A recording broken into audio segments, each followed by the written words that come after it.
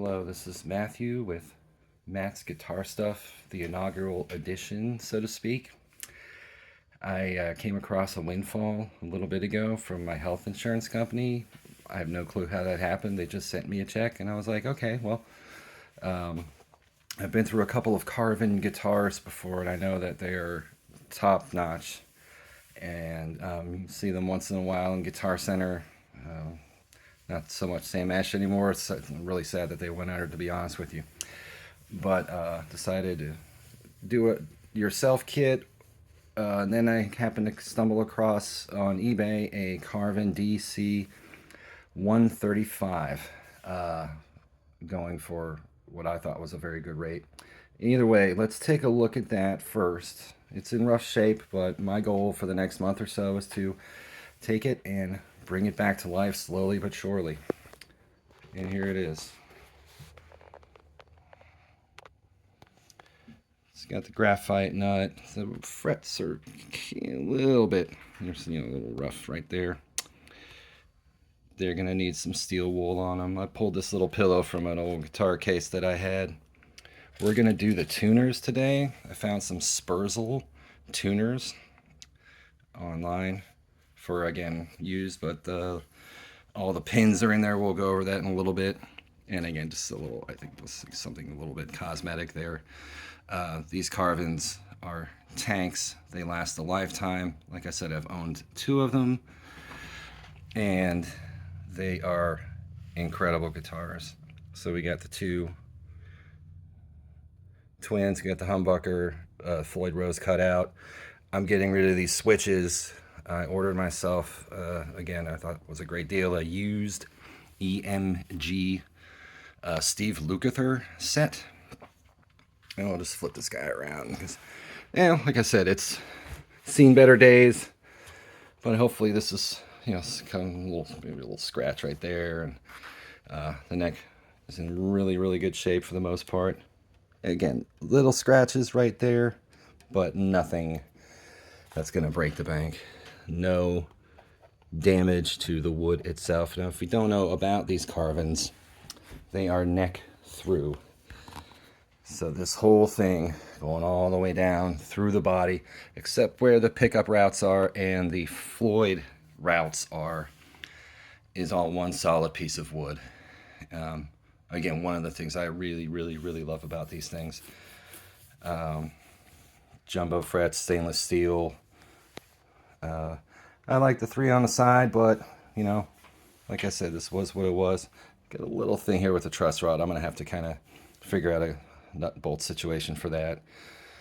So here we are. Here are the spurzels. I'm going to set this guy up, show you what we need to do with this.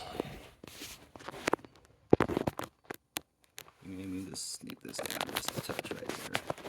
That's so where you can see exactly what it is that I'm doing here. There we go. Now these spurzels are staggered. So you got to look at the little metal piece here. And we want the shorter ones. That's a longer one. That's a longer one there. I think that's in the middle. There's another one that's in the middle. So these are the 2 short guys here. I want these at the E and the B. This is already angled, so I didn't really need the staggered ones, but I got them anyway. Because they were there, and again, it was a deal I couldn't pass up. I got this sold. It's a 12 millimeter. For the nuts on this, you don't need this thing. You can really just do it by hand. And again, with these things, you never want to be too rough on them. And you never want to unscrew it when you are putting on strings too much, because the little pin inside of there will come off. So make sure I got this lined up for you here. So on the back of it here, move this just a notch so you can see what I'm doing here. There we go. So again, we just kind of screw this guy here. These 2 are the shorter ones. Then we got 2 in the middle, and looks like those 2 are longer. Oh no, these 2 are in the middle. Those 2 are longer. Okay.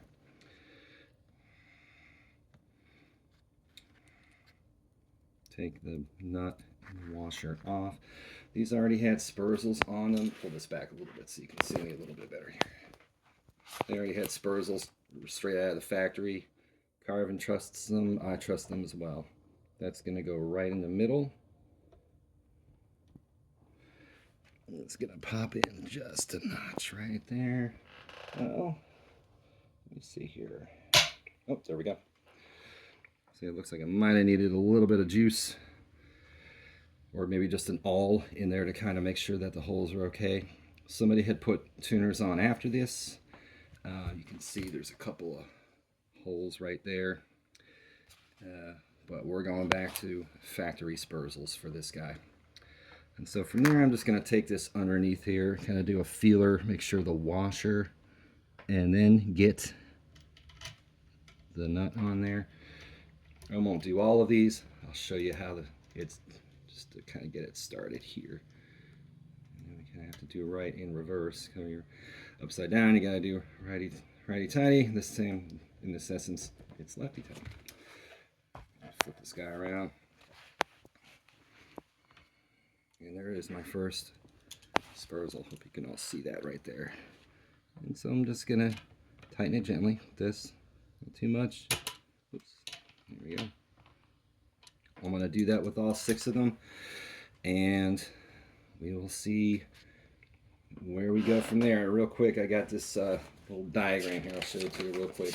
Wasn't exactly sure where to go, how to do this. I got this from Beck's Gears. I believe they're a company out of England, and they have DIY kits. They sell them, and the first thing, as you can see right up there, put on the tuners. The neck, again, that's already done on this puppy. I got the EMG set, the Gotoh, if that's how you pronounce it, Gotoh, 1996 Floyd Rose coming. The original Floyd Rose is upwards of $300. That was not in the budget. The Gotoh was $150, and I've heard nothing but great reviews about the Gotoh, doing the research online. So that's first, and then we'll just kind of go through these. The next is the bridge. That should be coming soon. That's going to be a lot of fun because it is a Floyd Rose bridge. And as we all know, those are very complex. But when you get it right and you take the time, it's a dream come true. You can do all your Eddie Van Halen dive bombs and all that stuff. The end result is to plug this guy in and see if it all works out. Great thing about the EMGs, and we'll get to that a little bit later, is I do not need a ground for that. They are internally grounded with a 9-volt battery. So let me get done with these spurzels, and we'll get to the bridge at a later date. All right. Well, thank you. And again, this Matt's guitar stuff, first installment. Thank you for watching.